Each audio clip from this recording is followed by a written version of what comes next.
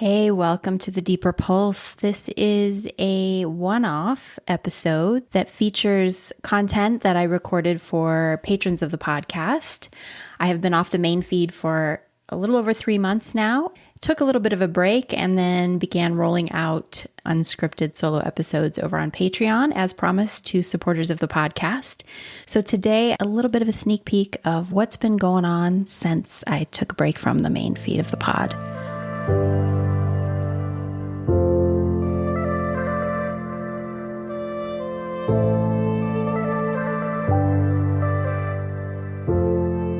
Hey, it's good to be back here with you. I am here today to share with you a recent recording that I created for supporters of the Deeper Pulse over on Patreon, which you can become a supporter for as little as $5 a month, have access to what used to be bonus content and now is really the only content that I'm creating for the Deeper Pulse. It's unscripted solo episodes, although I will have a few guests coming up shortly. And it's mostly me speaking off the cuff around how the content of the podcast is relevant to current events, specifically US politics, and also New Age cult recovery.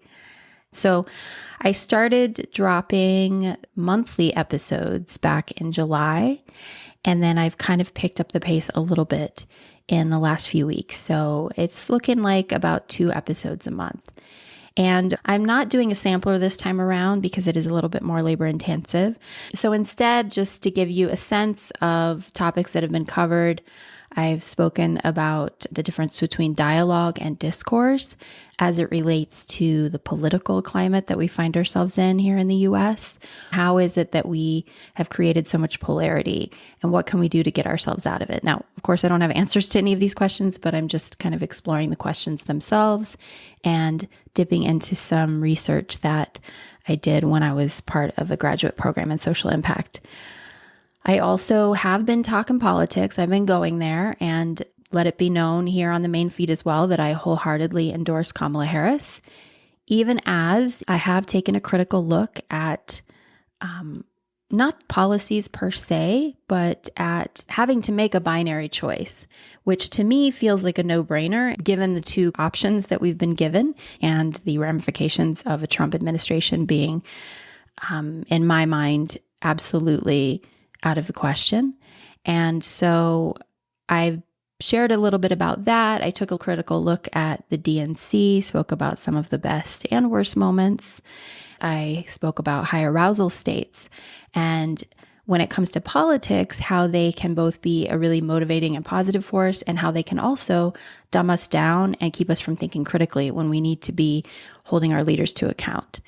And really what I hope is that the episodes over on Patreon are offering a bit of nuance, a space where we can offer criticism without cruelty, where we can be unflinching in our critiques of power players and the people who support them without losing a sense of humanity, where we are using our full capacity to address issues in their complexity rather than spiritually bypass or attack. And a space where I get to practice alongside others what it's like to not be derailed or silenced by hyper-liberal ideals and the need to get it right or do our activism perfectly. The need for nuance and complexity is at an all-time high. The race is extremely tight, and it could really go either way. I'm no longer blindly optimistic when I look towards the future, but nor will I resign myself to defeat. And I'm really hoping that if you're listening to this and you are a US citizen, that you are registered to vote and that you have double checked your voter registration. I will provide a link in the show notes where you can do that just to make sure. There have been some shady antics going on in a lot of states, and especially if you're in a swing state, you're going to want to double, triple, and maybe quadruple check your voter registration. And please vote. It's just beyond important in this election, and I am taking sides, not because I agree with every policy proposal, but because I have a strong suspicion, as do many of us, that a Trump presidency is not something that our nation can survive. I spoke in one of the episodes on Patreon about remembering everything that I learned, that really well-intentioned, good-hearted people. They turn a blind eye to what from the outside seem like glaring contradictions to the values that they prescribe to. I have never been a Trump supporter, but I know what it's like to not be able to see the evidence that's right in front of you. Because, back when I was an all-in New Ageist, I regularly rejected rational information that challenged my beliefs.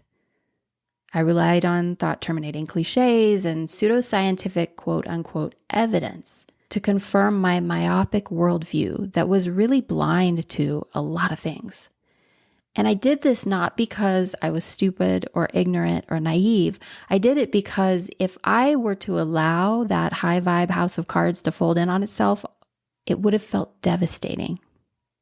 Instead, I let it go a little bit at a time. Because it wasn't just about admitting that I was wrong about this thing and that thing. It was about shedding a practiced ideology that I had through repetition carved into my very body and being. And not only that, letting it go came at a high cost. It meant losing a livelihood, friendships, and identity, belonging, and easy button relief from fear and uncertainty. A lot of the folks we see out there who seem to understand that Trump is not a great guy and don't agree with the way that he presents himself and say, it's the policies that I agree with. A lot of those folks are in echo chambers of misinformation. And I'm not here to make excuses for people who are engaging in shitty behaviors. Not at all. I'm talking about all the people around them who seem to not notice or care. Cognitive dissonance is a hell of a current to kick against. It's not always willful ignorance that's keeping us from seeing what's right in front of our faces. Doubling down on the delulu is sometimes less painful than giving up the lie. I've said a lot more about the political stuff over on Patreon if you're interested, but today's episode isn't really about politics. It's about what it's like to be a New Age apostate, so to speak, to lose my religion, and to make meaning on the other side of the culture series. So I'm just going to let the content speak for itself. This is me, unscripted, on a Saturday morning, just sharing kind of where things have landed for me. Here goes.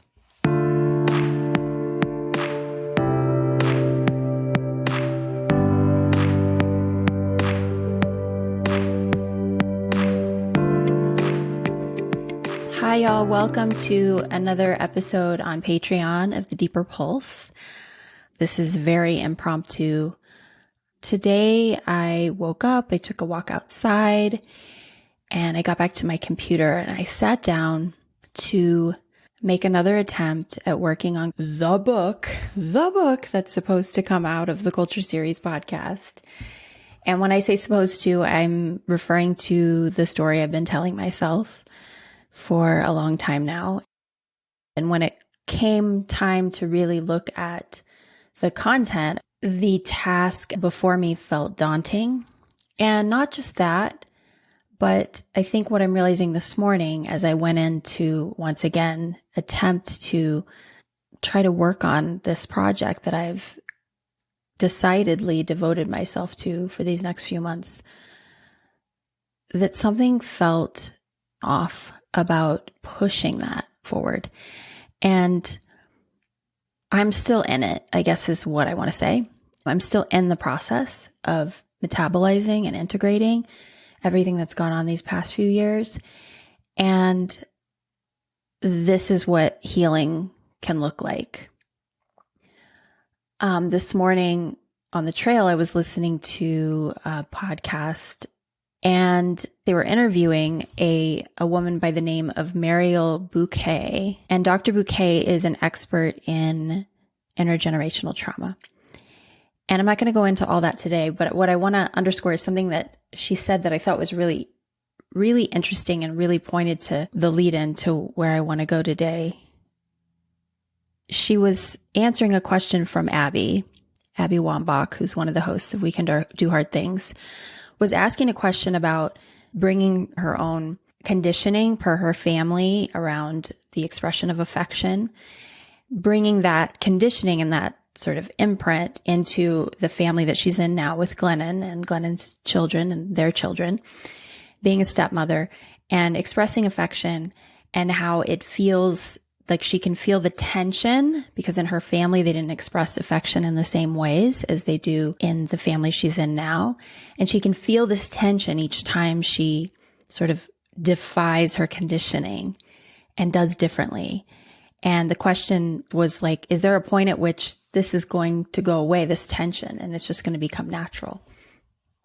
And, we can debate whether or not that's something that can happen. Maybe it's happened in your experience, maybe it hasn't. But one of the things that I really loved that Dr. Bouquet said was that we have this misconception about healing, and that we're healed when we've reached this place that's just sort of like a clean slate. Like, I'm done with that. No more of that. When in reality, healing is getting to the place where we understand our wounds and our conditioning and we're responding to it in real time. That is what it is to be healed. That is healing. And maybe it's not about, again, this like penultimate place we get to, this ideal place where we no longer have wounds and conditioning, like this sort of superhuman place where we've transcended all that or integrated all that. Maybe it's a process of being able to walk alongside ourselves while we're in that. And that is what healing is. And I feel like that's kind of where I am right now. And I need time to not be, producing and sharing. And I'm happy to be here sharing with you, but like creating, like taking my experience and turning it into something of value for other people. That's sort of what the podcast content was for. It was like these two legs of one body, one moving forward, saying, this is me needing to express these things in order to understand them and learn out loud. And then the second leg is in order to potentially create support for other people, whether it's a platform for them to speak on or stories that they can relate to. And so I decided to step back from that. And then I'm going to turn immediately and try to write a book doing that very thing in written form without giving myself the time and the space to integrate and metabolize everything that came before. And I'm just learning to be a different person. I don't know who I am now that I'm not creating the work in a way. Like that's a little extreme. Of course I know who I am, but there is a sense of purpose lost. And part of the culture of wellness is to continually be in service to, whether it's in service to one's own healing or in service to the world. And I find myself feeling this vacuous space of, what if I'm not trying to fix myself or anything around me? What else is there? And that's kind of new for me. And I think that it connects to this word I've been kind of pondering this morning, which is apostasy. I looked it up on Wikipedia so we would have the official definition. Apostasy is the formal disaffiliation from, abandonment of, or renunciation of a religion by a person. It can also be defined within the broader context of embracing an opinion that is contrary to one's previous religious beliefs. It's also used by sociologists, this term apostasy, to mean the renunciation and criticism of or opposition to a person's former religion. So I'm thinking about this being an apostate and, renouncing my religion and looking back at my own past and then engaging on and off with the New Ageist movement in Sedona. New Ageism is a religion, and it can be a religion in a fundamentalist sense. And so I have renounced this religion, and I have been criticizing it and standing in opposition to it and speaking out about that. That's something I've had to make my peace with, especially because part of the ideology that I'm coming from, as you know, is in New Ageism, like to negate anything is itself a form of heresy, right? It's the land of positive thinking and positive reframes, and everything needs to be included in this and that way. And if you use transcendent enough language, you can avoid conflict and a sense of this is wrong and this is right. Like there's sort of this vastly gray and inclusive area, which I think has some merit, but makes it so that it becomes impossible to debate and criticize anything.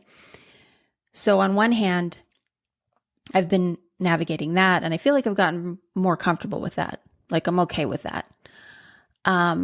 What's been harder is the fact that that negation and rejection of my religion has resulted in what I'm calling a psychoactive state of discomfort when I hear certain language that is now becoming mainstreamed, or that is being used in really constructive, positive ways. But for me, it's super loaded and contaminated. I was listening to a female activist being interviewed, someone that I really admire. And in the context of sharing about things that I completely resonate with, she was using language around freedom and self-love and connection to the divine. And there are these certain words that when I hear them, they just sort of ping in me. And it's not really a trigger. It's more of like that's like a loaded term for me because of the way it got twisted and distorted in my experience. So, freedom, if I look at the culture of the anti-vaxxer movement in Sedona and RFK Jr. supporters, and the use of the word sovereignty, which is a word that I used to use quite often that I've since sort of retired because of how it's been misappropriated. This idea of like physical sovereignty, and that there's no way that I should have to make any sacrifices in my own body and my own being for the sake of other people. This sort of selfish, sort of narcissistic approach to sovereignty and approach to freedom, naive notions around freedom where it's all about individual freedom. It's, this neoliberal overcorrection. And the word divine, how it no longer carries a positive resonance for me. And I'm listening to this interview, and all of this language is being received really wonderfully by the folks interviewing her. And I'm thinking, they have an innocence and a belief in a sort of purity around these ideas and these ideals that I lost, that I no longer have, that everything for me has become nuanced and complex. And I can't lean into these simple reassurances that, and I'm not accusing anyone of being simple-minded. I'm not. I'm saying, for me, it's no longer simple to think and talk about, quote unquote, the divine or source or spirit or God or any of that. That everything sort of starts to sound like a thought terminating cliche unless it's a larger conversation that's really nuanced. And so I just have such a hard time when communications around unity and connection become flattened in that way.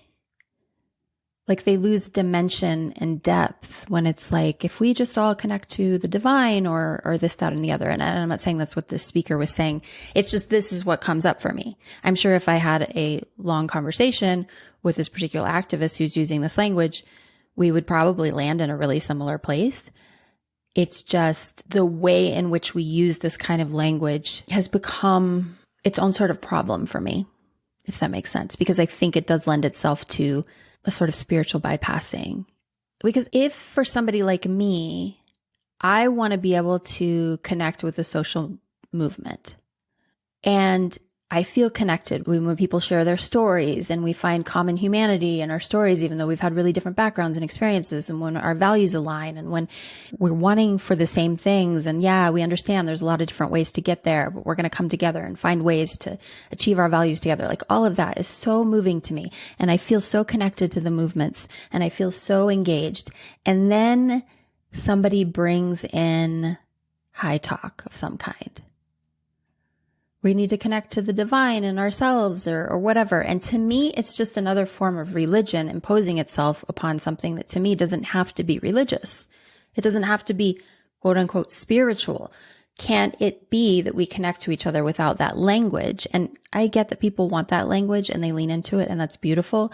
I'm speaking for those of us who don't, to say, my moral injuries aside, the fact that I think the projection can sometimes be, oh, the reason why you're not resonating with the language is because you're not connected to the true meaning of what spiritual or divine or source or whatever spirituality means. And if you just really connected to it like I have, then you would get it. And I guess I'm here to say, maybe that's not true for all of us. Maybe the mythology of religion and spirituality, that there is a knowable order to this world, maybe that doesn't resonate. And so it's not so much that my version of spirituality got distorted and warped. It's that spirituality doesn't have to mean assuming that there is a universal understanding that if we could just get to the pulse of it, then everybody would be on the same page. Like, what if that's not true? And what if there's other things we could be focusing on than that? And yes, in your own spaces, community spaces, and in your own home, like, do what you feels true to you and praise whoever you want to praise and be a part of any religious ideology, or perhaps for you, it feels like something much deeper than that. I'm fine with that. It's the sort of indirect proselytizing. And maybe that's not what it is. I mean, maybe I'm completely missing the mark. Because the truth is that I was involved in a worldview where I did think that I knew better and that I knew best. And that anytime I was sharing and speaking about what I thought and felt, there was an undercurrent of proselytizing. There was a sense of, I've awakened in this particular way, and I'm sharing this to help others awaken, which is just another form of recruiting people into a way of thinking and being. But because I was so entrenched in that, so if I'm communicating with someone, I'm demonstrating how to do it, how to keep things positive, how to high vibe your way out of a situation, imposing that onto other people without even being conscious of the fact that I'm imposing it. And so maybe my presumption is that when people talk about their beliefs, they are doing the same thing. Again, not intentionally. I don't know. Just something I'm thinking about. But there's a real hollow sensation when you don't have a tangible, concrete ideology to lean into. Not hollow. It's that vacuous sense of living in a universe that doesn't have bounds. As far as we know, the universe we live in extends infinitely, whatever that even means.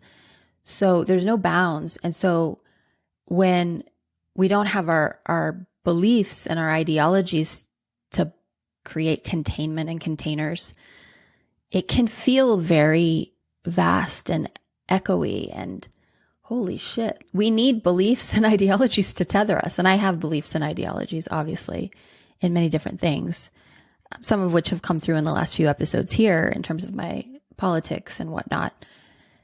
But it's not the same sensation as having a belief in something unseen and mysterious, because you can't trust politics. You can't trust other humans ultimately to save you from the one inevitability, which is death. And I know this sounds really heavy, but it's just at the core of this. It's the deeper pulse of all the pulses. No matter who you love and who loves you, none of us gets out of here alive, and we all leave alone. So no wonder we want to believe in something that can hold us in that.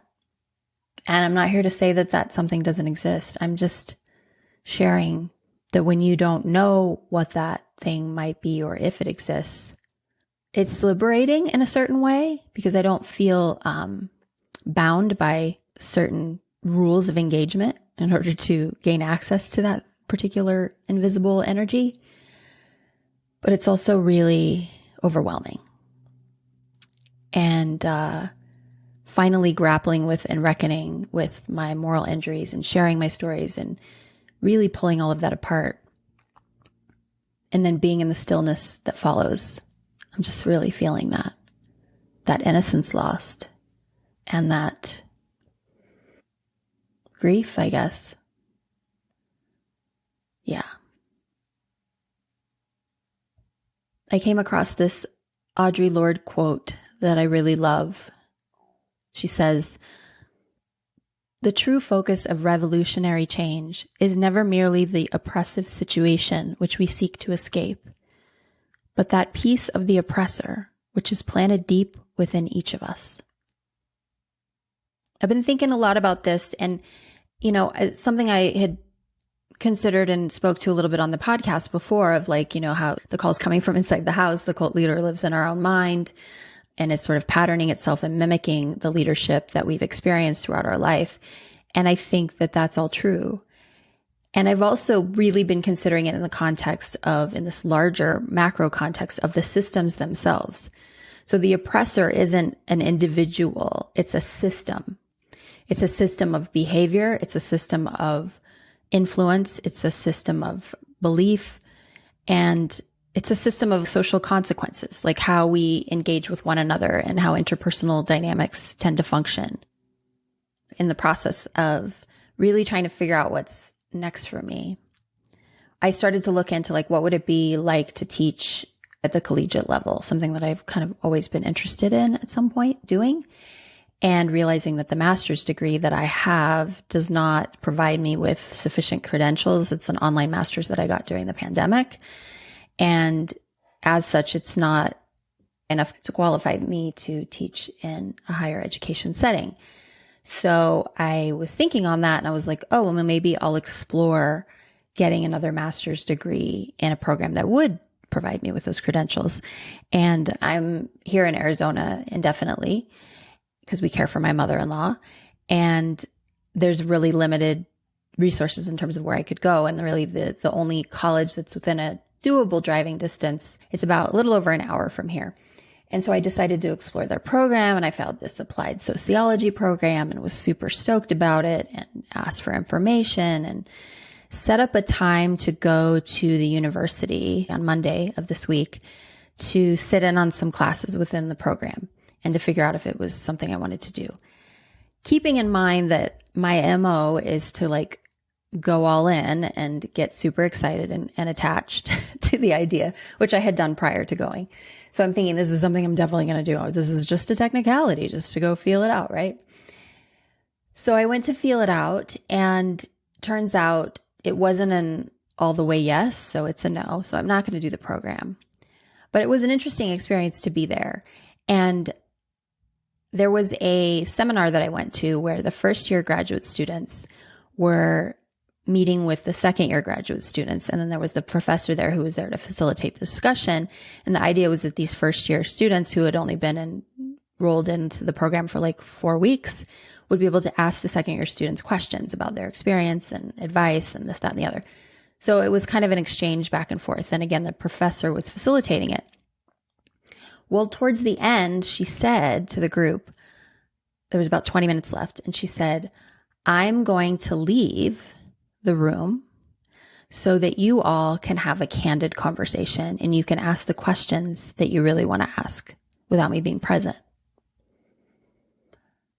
And I thought, what a great change up. The professor sort of actively acknowledging the power imbalance and the fact that there's no way that the questions are going to be as candid with her present. And so she stepped out, and of course the conversation got a little bit more candid, and I learned some things that really helped me in terms of making my decision. And it was kind of a both and thing though, because it was isn't that great that she stepped out and that she as an individual was demonstrating a form of leadership that understood and was conscious of. That's healing, right? She hasn't fixed the power imbalance, but she's conscious of it. And so she's trying to do right by these students around it. So she left. But then in the conversation, I learned the system itself, of course, has some issues in terms of taking care of the students. And there was a woman who shared about an experience that she had where a few of the professors showed up for her, but overall the program wasn't really supporting her in terms of her activism, for example. And it just really kind of underscored for me like how much work it's going to take for us to shift these paradigms.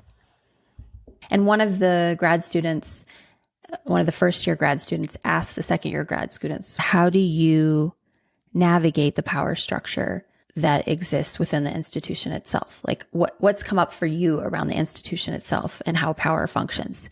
And she's probably like 22 years old. These are the kinds of questions that this generation's asking, and I love it. But of course the answer wasn't, oh yeah, that's been addressed and we're good to go now. Like the answer was, this is a difficult challenge. And despite lip service, things aren't changing as fast as we want them to. Because the oppressor is planted deep within each of us, not just as individuals, but systemically in the way we engage with each other. I listened to an episode of the Ezra Klein show. I've really been enjoying his podcast, and I'll link to this episode with one of my longtime favorite authors, Zadie Smith. I love her work so much. And he was interviewing her about a book that she just recently released, another novel. And she spoke about a lot of things, and it was a really great interview all around. I highly recommend it, speaking about sort of what's going on politically here in the US. She's a British Black author who lives in London. And she started talking about social media. And I really have noticed, obviously, for a long time, the way that social media impacts my psychology. And there's been times in past years where I've taken social media fasts, breaks, detoxes, whatever you want to call it. Loaded words. Talk about loaded words. Where I've stopped engaging on social media for like 30 days to see what it's like. And it's been amazing. And then I end up back on it eventually. And I have times where it's like a reflex and I pick up my phone and I'm looking at it. And I'm in one of those times because I'm so rudderless. I pick up my phone and I look at it all the fucking time. And it's ridiculous the way that it feels like it's almost like another appendage. And I'm constantly checking it for what I don't know. Looking at Facebook, looking at Instagram. Those are really the only two I'm on. I was on TikTok, but I got banned for reasons I don't fully understand. So I have really been in that, and I've been saying to myself, not only is it annoyingly addictive, I'm noticing how it's shaped my ideas of people, and that I've sort of fallen into this camp of like creating caricatures of people. RFK Jr. supporter, Sedona person, Trump person, Harris supporter. And again, it's not conscious. It's just, this is what these people are like. This is what these people are like. And it's not because I in any way believe that we can reduce people to these kinds of labels, but because social media reinforces those labels by showing me certain kinds of content, it's really easy to fall into that. And Zadie Smith was sort of talking about that in this episode. And she said some things that I just was really like, oh, what a great way of describing that. And what an opportunity to practice empathy towards ourselves. So Zadie Smith is not on social media, and she does not have a smartphone. And Ezra was marveling at this and asking her questions around that, like why that is. And she was describing how social media is different than any other technology that's come on the scene, because people have always pointed to technologies like the radio's destroying the youth, the TV's destroying the youth. The thing that's different about the internet is that, as she described it, it's totalist. It's everywhere and you're all the way in it. She was talking about how smartphones are essentially behavior modification devices.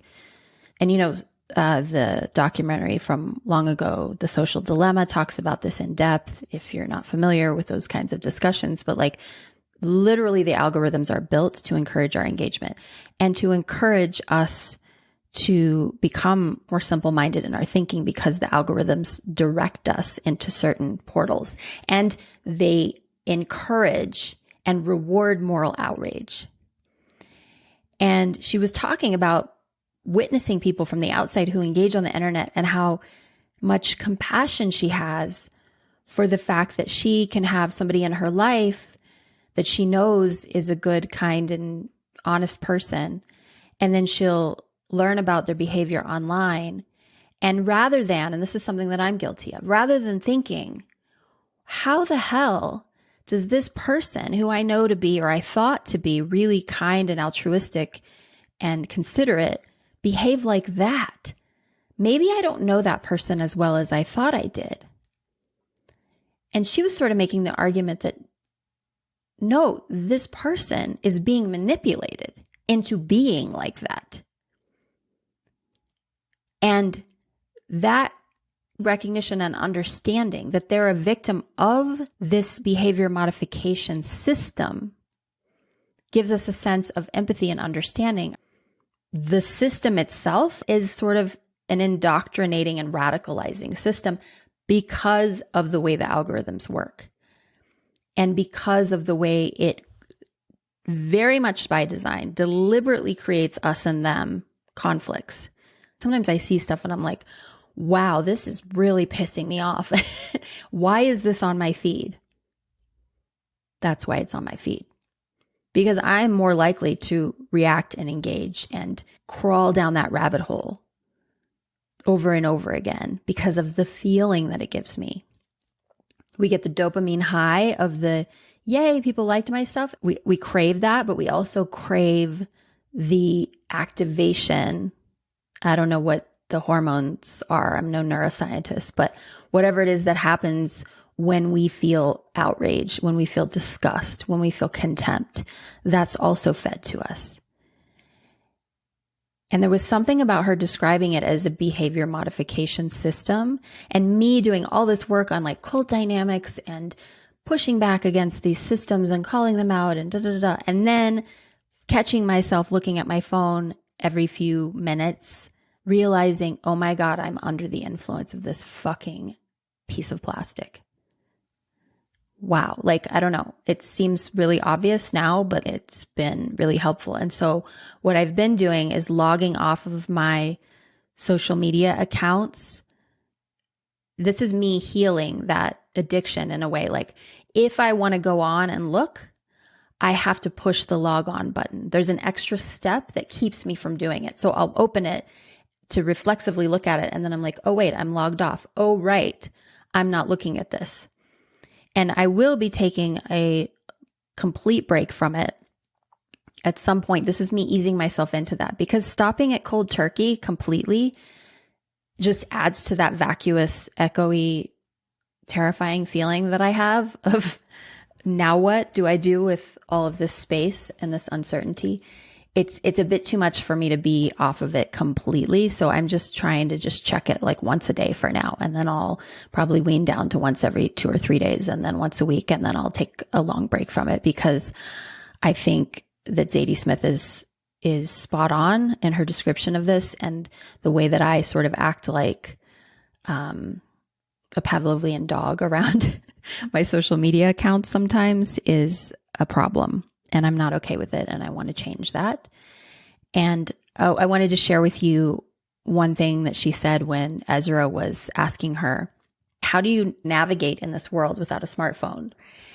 And she shared a story where she and her husband, who also used to not have a smartphone, how they were at a party and it was really late at night and they got in a situation where they needed a lift and they had to walk like, I don't know, 3 or 4 miles because they weren't able to call for a ride because it was late at night. And she was describing that situation. She said, yeah, things like that happen. She was admitting that that's an inconvenience. Yes, absolutely. And then she said, but is it as bad as having my very consciousness colonized every single day? Whew. That one hit me like a gut punch. Because it's ideology in digital form being fed to us. And the more we consume, the more specific it gets, the more catered to what we already think and believe, and the further it entrenches us in that. And it is a colonization in a commercial sense, for sure, because it's all toward a specific capitalist end.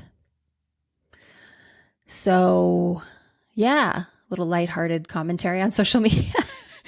The point is that I think I'm going to take a break from the socials very soon. And it feels kind of like a lonely endeavor but it means I'm going to have to seek out connection in other ways. And that's probably going to be better for me in the long run, even though it'll feel really awkward. And I'm inching my way there. So, yeah. So I guess the point of pressing record today was to meander all over the place, but to sort of land in the place of, I don't know. I don't know. I don't know what's next. I don't know what happens in the process of having regained agency.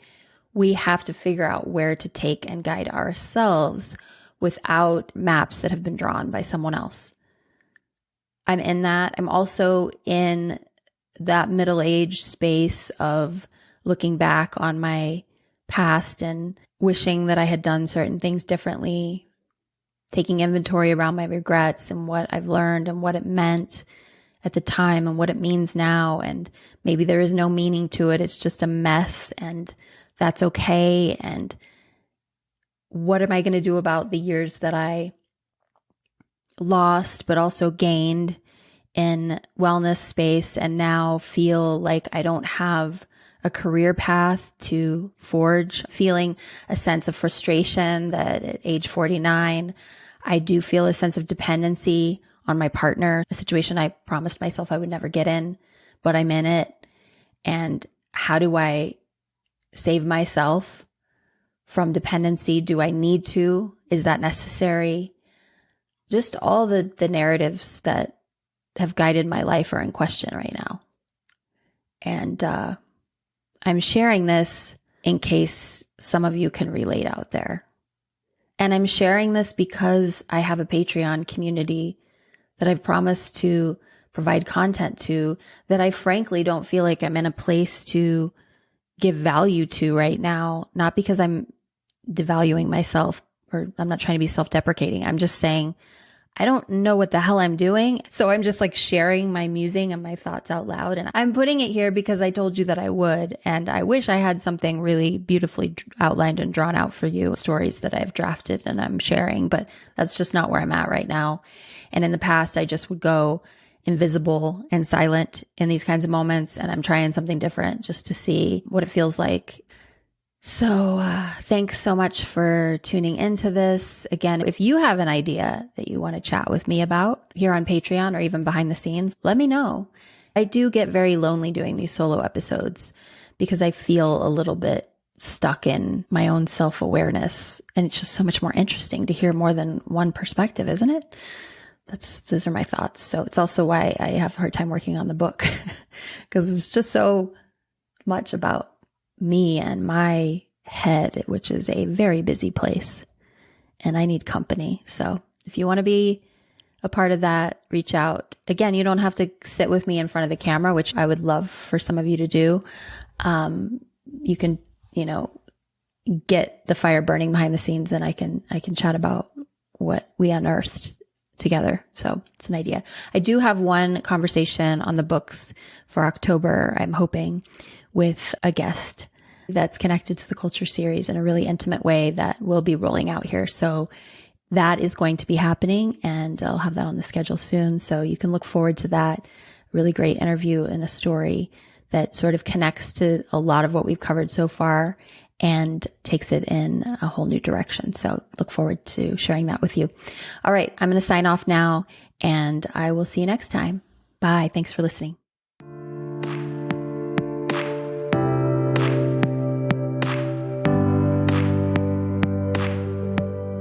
All right, that's the most recent update from the other side of the culture series. If you're interested in hearing more, consider joining us over on patreon.com/the deeper pulse. If, like me, you're not looking for another rabbit hole to fall into, keep in mind that when you join as a patron of the podcast, you receive an email every time there's a new episode, and you can listen direct without engaging in any way. So it's essentially another way to access podcast content, and it functions really similarly to however you listen now. It's just an option if you want to keep your finger on the deeper pulse with me as we move through these next few, what are sure to be crazy months. And maybe I'll be back here at some point. Maybe I won't. But thank you either way for listening, for supporting the podcast. And again, more information at patreon.com/The Deeper Pulse. If you want to reach me directly, thedeeperpulse.com/share. Take care, y'all. And thanks for listening.